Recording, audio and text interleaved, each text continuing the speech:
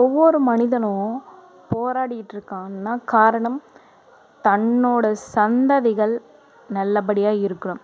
அவங்களுக்கு எந்த பிரச்சனையும் வரக்கூடாது. அவங்க தீர்க்க ஆயுளோட எந்த நோய் நொடியும் இல்லாமல் நிறைய புண்ணியங்களோட வாழ்ந்துருக்கணும் அப்படின்றது தான் ஒவ்வொருத்தரோட பெற்றோர்களோட ஆசையாக இருக்கும் இல்லைங்களா? சரி, நம்ம நிறைய புண்ணியங்கள் செய்கிறதுனால இல்லை கோயில் குளங்களுக்கு போகிறதுனாலையோ இல்லை யாருக்காவது அன்னதானம் கொடுக்கறதுனாலையோ இப்படியெல்லாம் செஞ்சோம் அப்படின்னா நம்ம அடுத்த சந்ததிகளுக்கு ரொம்ப புண்ணியங்கள் கிடைக்கும், அவங்க ரொம்ப ஆயுசோடு இருப்பாங்க அப்படின்னு நீங்கள் நினைக்கிறீங்களா? அப்படி நினச்சி இது வரைக்கும் நீங்கள் நல்ல காரியங்கள் செஞ்சிட்டு இருந்தீங்க அப்படின்னா முழுமையாக இந்த கதையை கேளுங்க. அதுக்கப்புறம் நீங்கள் என்ன செய்யணும் அப்படின்றது உங்களுக்கே புரியும். சரிங்களா?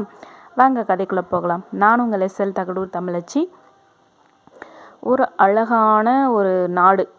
அந்த நாட்டில் ஒரு இரவு பொழுது ஊர் முழுக்க அமைதியாக உறங்கிட்டுருக்காங்க. அந்த நாட்டோட அரசரும் ரொம்ப நிம்மதியாக படுத்து தூங்கிட்டுருக்காரு. தூங்கிட்டுருக்கும்போது அவருக்கு திடீர்னு ஒரு கனவு. என்ன அப்படின்னா, அவரோட படுக்கைக்கு பக்கத்தில் யம தர்மராஜா பாசக்கயிறோட அவர் உயிரை பிரித்து எடுத்துகிட்டு போகிறதுக்காக காத்துக்கிட்டு இருக்காரு. இதை பார்த்த அரசருக்கு ஐயோயோ நம்ம இறக்க போகிறோமா, நம்ம உயிரை எடுக்கிறதுக்காக யம தர்மராஜாரே வந்துட்டாரே, என்ன பண்ணுறது அப்படின்னு சொல்லிட்டு ஒரு விதமான படபடப்போடு நின்றுட்டுருக்காரு. அப்போ அரசர் சொல்கிறாரு, யம தர்மராஜா ஒரு கொஞ்ச நாள் எனக்கு கால அவகாசம் கொடுங்க. நான் என் பசங்களுக்கு சிலதெல்லாம் சொல்லி கொடுக்கவே இல்லை, அது எல்லாம் நான் கற்றுக் கொடுத்துட்டு வந்துடுறேன். அப்படி முடியலைன்னா முடிஞ்ச அளவுக்கு செல்வத்தையாவது சேர்த்து வச்சுட்டு வந்துடுறேன். இல்லைனா எங்கள் பசங்க என் காலத்துக்கு பிறகு ரொம்பவுமே கஷ்டப்படுவாங்க அப்படின்னு சொல்லிட்டு யம தர்மராஜா கிட்ட அரசர் வேண்டி நிற்கிறாரு.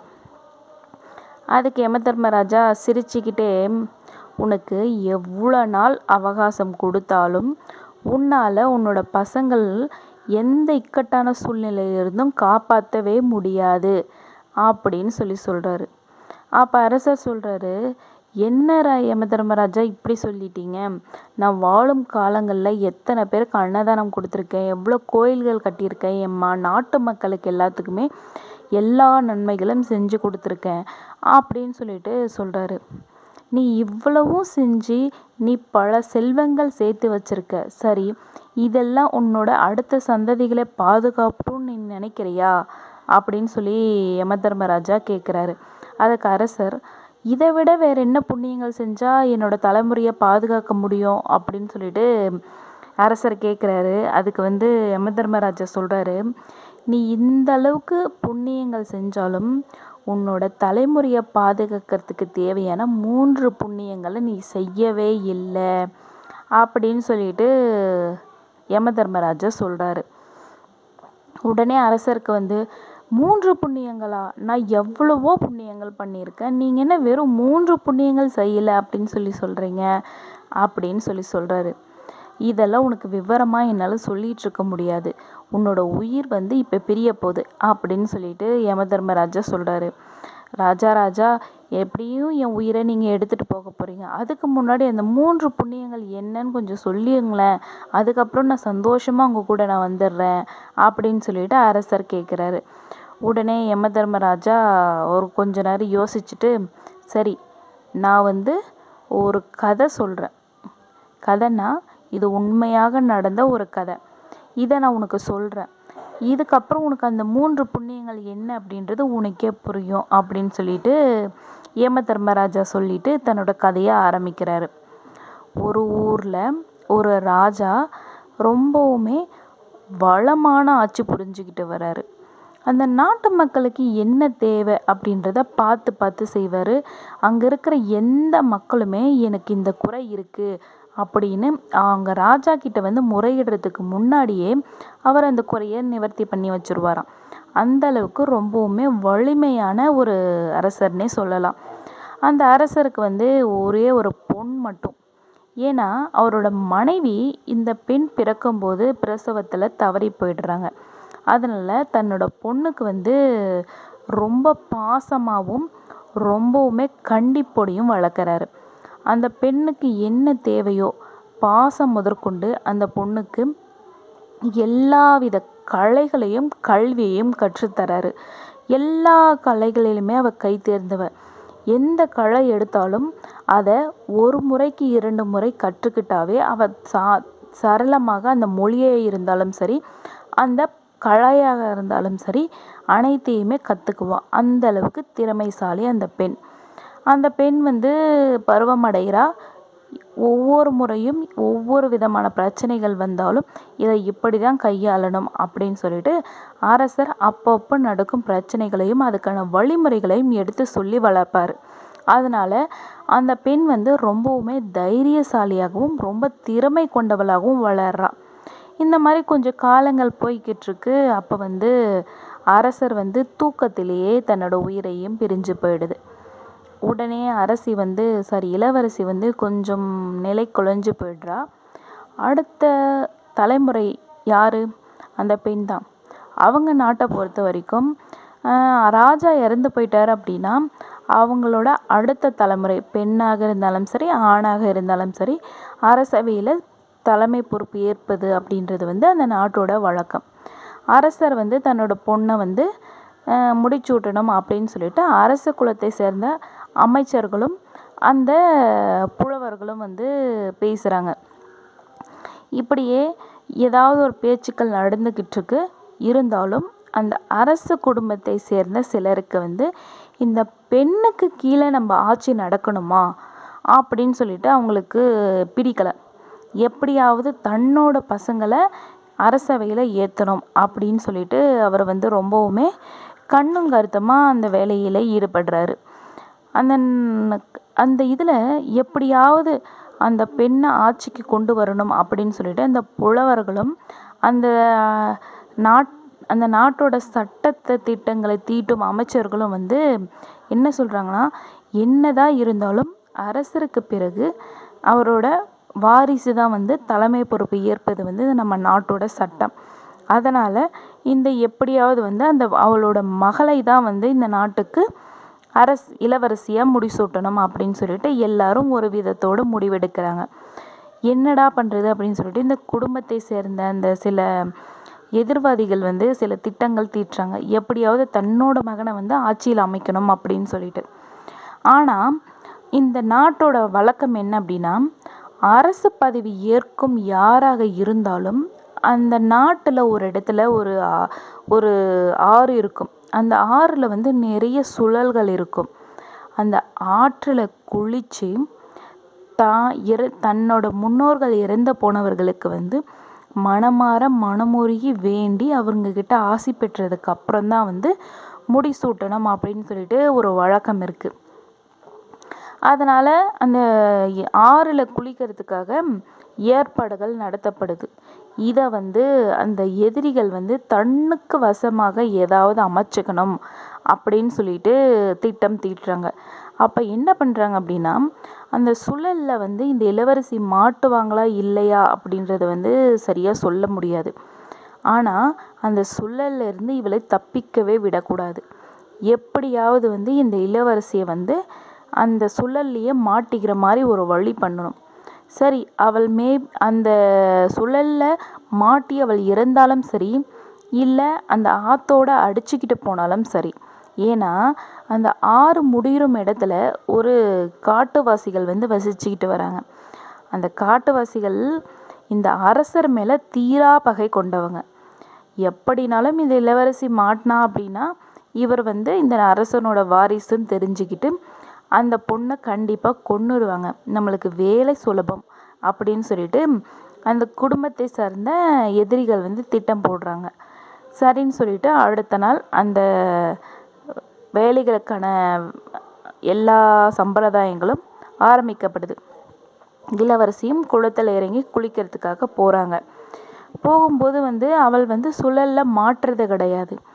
ஒரு கொஞ்ச நேரம் அந்த ஆறில் இறங்கி தன்னோட முன்னோர்கள் அனைவரும் எனக்கு ஆசி கொடுங்க, தன்னோட தந்தை தன்னை விட்டு பிரிஞ்சு போனதுக்கு தாங்காமல் தன்னோட பதவியையும் ஏற்றுக்கிட்ட அந்த அரசி எப்படியாவது மேலிருந்து எனக்கு எந்த வித கஷ்டங்களும் கொடுக்காம நீங்கள் தான் காப்பாற்றணும் அப்படின்னு சொல்லிட்டு மனமுருக வேண்டி அந்த ஆறில் முங்கிறதுக்காக இறங்கும்போது வந்து சுழலில் மாட்டுறது இல்லை. ஆனால் உள்ளே இருந்த எதிரிகள் இல்லாமல் அவளை காலை பிடிச்சு இழுத்து சுழலில் மாட்டி அங்கேருந்து அவளை வந்து அனுப்பிடுறாங்க. அந்த சுழலில் மாட்டி அவள் கண்டிப்பாக இறந்து போயிருப்பா அப்படின்னு சொல்லிட்டு அங்கேருந்து எல்லாருமே நம்புகிறாங்க. உடனே இந்த கதை கேட்டுக்கிட்டு இருந்த அரசர் யமதர்மராஜாவை, யமதர்மராஜா நிறுத்துங்க, என்னோட அடுத்த தலைமுறைகள் வந்து ரொம்ப செல்வ சிறப்போட ரொம்ப சந்தோஷமாக வாழணும் அப்படின்றதுக்காக தான் நான் இந்த 3 புண்ணியங்கள் என்ன அப்படின்னு நான் கேட்டேன். நீங்கள் என்னடானா இந்த சந்ததியை முடிச்சு வச்சிட்டீங்க, அதுக்கப்புறம் எப்படி என் தலைமுறை நல்லா வாழும் அப்படின்னு சொல்லிட்டு அரசர் கேட்குறாரு. அதுக்கு வந்து யமதர்மராஜா சைகையிலே கொஞ்சம் நேரம் பொறு அப்படின்னு சொல்லிட்டு தன்னோட கதையை திரும்பவும் ஆரம்பிக்கிறாரு. அந்த பெண் இறந்து போயிட்டான்னு சொல்லிட்டு எல்லாரும் நம்பிட்டு திரும்ப அரண்மனைக்கு போகிறாங்க. போகும்போது அந்த குடும்பத்தை சார்ந்த எதிரிகள் இருக்காங்க பார்த்தீங்களா, அவங்க வந்து எப்படியும் இளவரசி இறந்து போயிருப்பாங்க. அதனால் இந்த குடும்பத்தோட வாரிசில் யார் வந்து மூத்தவர்களோ அவங்களுக்கு வந்து அரசர் பதவி கொடுக்கறது தான் நியாயம் அப்படின்னு சொல்லிட்டு அந்த குடும்பத்தை சார்ந்த எதிரிகள் எவ்வளவோ போராடுறாங்க. இருந்தாலும் அந்த அரண்மனையை சார்ந்த புலவர்களும் அமைச்சர்களும் இதை வந்து ஏற்றுக்கிறதே கிடையாது. அரசு இறந்து போயிட்டாங்க அப்படின்னு சொல்கிறத வந்து என்னால் முழுமையாக ஏற்றுக்க முடியாது. இதை வந்து அவங்க இறந்துட்டாங்க அப்படின்னு சொல்லிட்டு என்னால் அறிவிப்பும் சொல்ல முடியாது. 1 வருட காலம் பொறுத்திருக்கலாம். அப்போவும் இளவரசி வரவில்லை அப்படின்னா உங்களோட முடிவுக்கே நாங்கள் வந்து ஒத்துக்கொள்கிறோம். தப்பான முடிவாக இருக்கக்கூடாது அப்படின்றதுக்காக கொஞ்சம் யோசித்து செயல்படுறாங்க. 1 வருட காலம் எப்படிடா முடியும் அப்படின்னு சொல்லிட்டு பொறுத்திருக்காங்க அந்த குடும்பத்தை சார்ந்த எதிரிகள். 1 வருட காலங்கள் எப்படி போகுதுன்னே தெரியல. காத்து நொடியில் அந்த 1 வருட காலமும் முடியும் காலம் வரைக்கும் அந்த இளவரசி திரும்பி வர்றதே இல்லை. அதனால் அவசரமாக அந்த குடும்பத்தை சார்ந்த மூத்த பையனுக்கு வந்து முடிசூட்டணும் அப்படின்னு சொல்லிட்டு அறிவிப்பு விடப்படுது. முடிசூட்டுறதுக்கான நேரமும் காலமும் குறிக்கவும் படுது. நான் அந்த குடும்பத்தில் என்ன வழக்கம், அந்த அரசவை பதவியை ஏற்றுக்கணும் அப்படின்னா தனக்கு முன்னோர்களுக்கு வந்து வழிபடணும், அந்த ஆறில் போய் குளிக்கணும். இது தானே அந்த நாட்டோட வழக்கம். அதே போல் அந்த பையனையும் அந்த ஆற்றுல குளிக்க வைக்கணும் அப்படின்றதுக்காக அழைச்சிக்கிட்டு போகிறாங்க. ஆனால் அந்த சதி தீட்டம் தீட்டுறவங்களுக்கு நல்லாவே தெரியும். ஏன்னா ஏற்கனவே இளவரசியை வந்து எப்படி அவங்க வந்து கொன்னாங்க அப்படின்றதுனால நம்ம பையனுக்கும் அந்த மாதிரி ஏதாவது விபரீதம் ஏற்படக்கூடாது அப்படின்றதுக்காக ரொம்பவுமே கண்காணிப்போடு இருக்காங்க.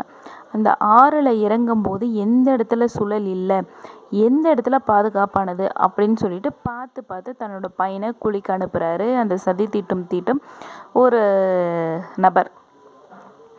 அதே மாதிரி அந்த முடிசூட்டும் பையனும் வந்து அந்த ஆற்றில் இறங்குறான். இறங்கி குளிக்க தலை முங்கும்போது வந்து சுழலே இல்லாமல் சுழலே ஏற்படாத நிலையிலும் கொடூரமான ஒரு விஷயம் நடக்குது. என்ன அப்படின்னா, சுழலே இல்லாமல் இருந்தாலும் அந்த அசுரமான ஒரு சுழல் ஏற்பட்டு அந்த முடிசூட்ட இருந்த அந்த பையன் கொடூரமாக கொல்லப்படுறான். உடனே அங்கிருந்த எல்லாருக்கும் ஒரே அதிர்ச்சி. ஏன் அப்படின்னா, கொன்னது வேறு யாரும் கிடையாது, 1 வருட காலத்துக்கு முன்னாடி தண்ணியில் அடிச்சுட்டு போனாங்க பார்த்திய இளவரசி, அவங்க தான் அவனை கொன்று இருப்பாங்க. அவங்கள பார்த்த உடனே அங்கே அந்த வாலிபன் இறந்ததை விட அரசி 1 வருட காலங்கள் திரும்பி வந்திருக்காங்களே அப்படின்னு சொல்லிட்டு எல்லாருக்கும் ஒரே பிரமிப்பு.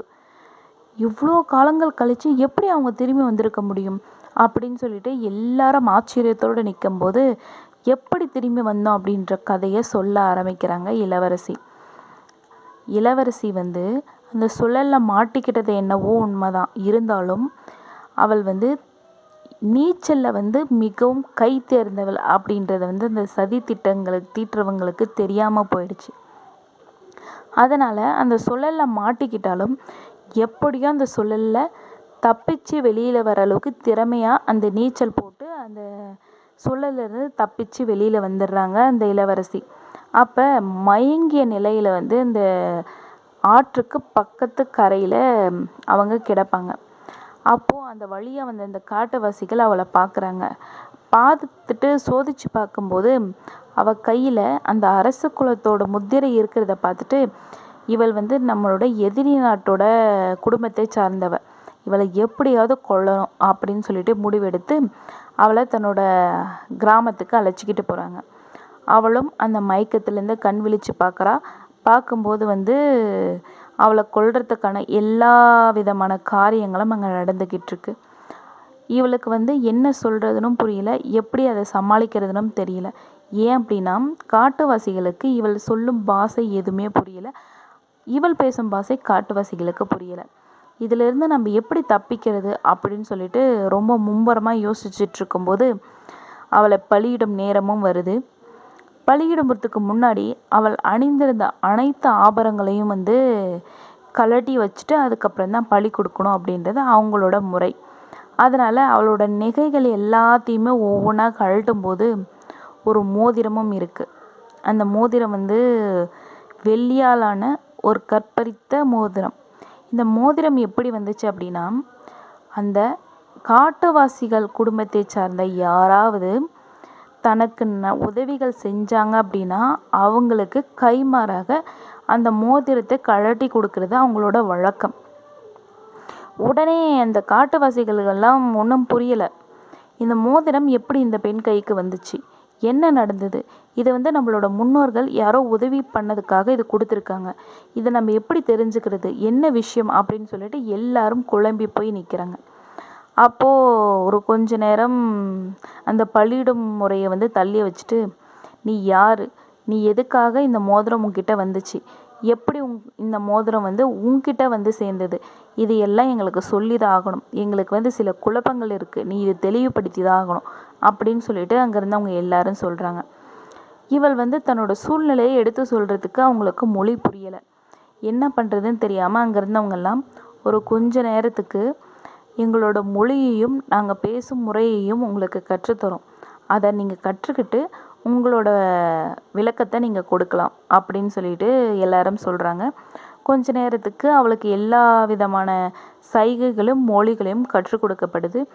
அவளும் அதை பொறுமையாக அழகாக கற்றுக்கிட்டு கொஞ்ச நேரத்தில் அவங்க பேசும் பாஷையை புரிஞ்சிக்க ஆரம்பிக்கிறாள். உடனே தன்னோட நிலையை சொல்லி முடிக்கிறாள். அப்போது உங்களோட முன்னோர்கள் ஒரு முறை என்னோட அப்பாவோட ஆட்சிக்கு கீழே கைதியாக சிறைப்படும் போது அவங்க தவறான எந்த விஷயங்களும் செய்யலை அப்படின்னு புரிஞ்சுக்கிட்ட எங்களோட அப்பா அவங்கள எப்படியாவது இந்த தூக்கு தண்டனையிலிருந்து தப்பிக்க விடணும் அப்படின்றதுக்காக தன்னோட குடும்பத்தையும் எதிர்த்து தன்னோட அரசு சட்ட விதிமுறைகளையும் எதிர்த்து அவங்கள வந்து தப்பிக்கிறதுக்காக உதவி செஞ்சுருக்காங்க. அப்படி தப்பிக்க உதவி செஞ்சதுனால உங்களோட முன்னோர்கள் வந்து என்னோட அப்பாவுக்கு இந்த மோதிரம் கொடுத்துருக்காங்க, அந்த மோதிரம் தான் இது அப்படின்னு சொல்லிட்டு சொல்கிறா அவங்களோட பாஷையில். அதை கேட்ட உடனே அங்கே இருந்த எல்லாரும் அவளை வந்து ரொம்ப பெருமையாகவும் அவங்க அப்பாவோட இருந்த மதிப்பையும் பாராட்டி அவளை ஒரு வருட காலம் அங்கவே வச்சுருக்காங்க. கால நேரம் வரும்போது கண்டிப்பாக திரும்ப வர வேண்டும் அப்படின்ற ஒரு நோக்கத்தோடு அவளும் அங்கே ஒரு வருட காலம் அங்கவே இருக்கா. அந்த காலத்திற்காக காத்திருந்த நேரம்தான் இது. அப்போதான் உள்ளேருந்து அழகாக வெள்ளை தாமரை போல் முளைச்சி வந்து அவனையும் பலியிடுறா, அதனோட கதையும் சொல்லி முடிக்கிறா. இதெல்லாம் கேட்ட உடனே ஊர் மக்களுக்கும் அரசர்களும் புரவலர்களுக்கும் என்ன சொல்கிறதுனே புரியும். அவ்வளோ சந்தோஷம். தன்னோட இளவரசி திரும்ப வந்துட்டாங்க, எந்த விதமான கஷ்டத்தையும் அனுபவிக்காமல் ரொம்ப நல்ல வளத்தோடையும் நல்ல குணத்தோடையும் நல்ல பண்போடையும் திரும்பி வந்திருக்காங்க அப்படின்னு சொல்லிட்டு அவங்களுக்கு ஒரே சந்தோஷம். உடனே அந்த சதி திட்டம் தீட்டின குடும்பத்தை வந்து நாடு கடத்தி அவங்கள ஊரை விட்டு துரத்திடுறாங்க. அவளுக்கும் அழகாக முடிசூட்டி அந்த நாட்டு மக்களுக்கும் சரி அவளோட நாட்டில் இருந்த அனைத்து விதமான உயிரினங்களுக்கும் சரி எல்லாம் நல்லபடியாகவே நடக்கணும் அப்படின்னு சொல்லிட்டு எல்லாத்தையும் பார்த்து பார்த்து தன்னோட அப்பா கற்றுக் கொடுத்த அனைத்து வித்தைகளையும் அந்த இடத்துல கடைபிடிக்கிறான் இப்படின்னு சொல்லி அந்த கதையும் சொல்லி முடிக்கிறாரு யமதர்மராஜா. உடனே அரசருக்கு ஒன்றும் புரியல. யமதர்மராஜா சொல்கிறாரு, இதிலேருந்து உனக்கு என்ன தெரியுது? இது வரைக்கும் நீ சேர்த்து வச்ச சொத்து பத்துக்கள் அனைத்துமே இதில் அடங்காது அப்படின்னு சொல்கிறாரு. உனக்கு புரிகிற மாதிரி சொல்லணும்னா, அவளோட பொண்ணை காத்தது அந்த 3 செயல்கள் தான். என்னென்ன அப்படின்னு பார்க்குறீங்களா? அது தேவைப்படும் போது தேவைப்படுபவர்களுக்கு தேவையான இடத்தில் இரக்கம் காட்ட வேணும். அப்படி காட்டினா அவங்களோட அடுத்த தலைமுறைக்கு அந்த நன்மை சேரும். அவரோட அப்பா அப்போது அந்த காட்டுவாசிகளுக்கு தன்னோட குடும்பத்தையும் எதிர்த்து தன்னோட நாட்டு சட்டத்தையும் எதிர்த்து அவங்களுக்கு உதவி புரிஞ்சார் பார்த்தீங்களா?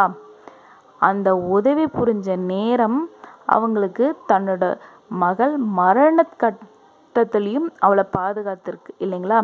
அதனால தான் தேவையான இடத்தில் தேவைப்படும் நபர்களுக்கு இரக்கம் காட்ட வேண்டும் அப்படின்னு சொல்லிட்டு அவங்க அப்பா சொல்லி அதுக்கேற்றப்ப அந்த கதையும் அவகிட்ட சொல்லியிருக்காரு பார்த்தீங்களா? நம்ம என்ன நினைப்போம், எல்லா விஷயங்களும் தன்னோட அடுத்த தலைமுறைகளுக்கு சொல்லுவாங்களா? எல்லா விதமான குடும்ப பெற்றோர்களும் சில விஷயங்கள் அவங்களுக்கு என்ன தேவை, இதெல்லாம் அவங்களுக்கு தேவையில்லை அப்படின்னு சொல்லிட்டு சிலதை ஒதுக்கிடுவாங்க. இருந்தாலும் இந்த மாதிரி விஷயங்களையும் அவளோட அப்பா அவரோட பொண்ணுக்கு சொல்லி கொடுத்துருக்காரு. இன்னொன்று, அந்த மோதிரம் இருக்குது பார்த்தீங்களா? இது எதையுமே நம்ம சின்ன விஷயம் தானே, சின்ன பொருள் தானே அப்படின்னு சொல்லிட்டு நம்ம அலட்சியம் காட்டக்கூடாது.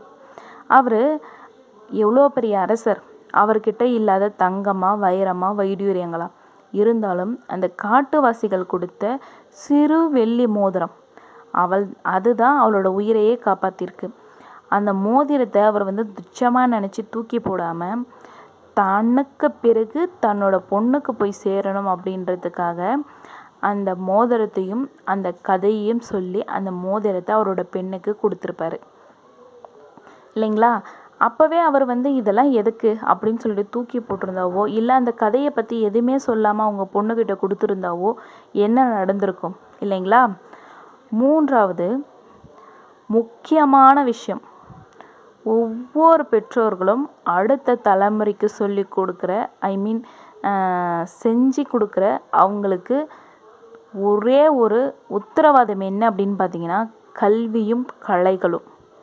அது தன்னோட பெற்றோர்கள் தன் கூட இருந்தாலும் சரி, இல்லாத சூழ்நிலையிலும் சரி, அவங்களுக்கு துணையாக நிற்பது கல்வியும் கலைகள் மட்டுமே. அதை உணர்ந்த அரசர் தன்னோட பெண்ணை பெண் பிள்ளை தானே அப்படின்னு சொல்லிட்டு வீட்டுக்குள்ளேயே வச்சு பூட்டி அந்த பொண்ணை பொத்தி பொத்தி பாதுகாக்காமல் தன் பொண்ணுக்கு அனைத்து கலைகளையும் கற்றுக் கொடுக்கணும் அப்படின்றதுக்காக அவள் கற்காத கலைகளே கிடையாது, அனைத்து கலைகளையும் அவ்வளோ நேர்த்தியாக கற்றுக்கிறா. கல்வியிலும் கை தேர்ந்தவளாக இருக்கா.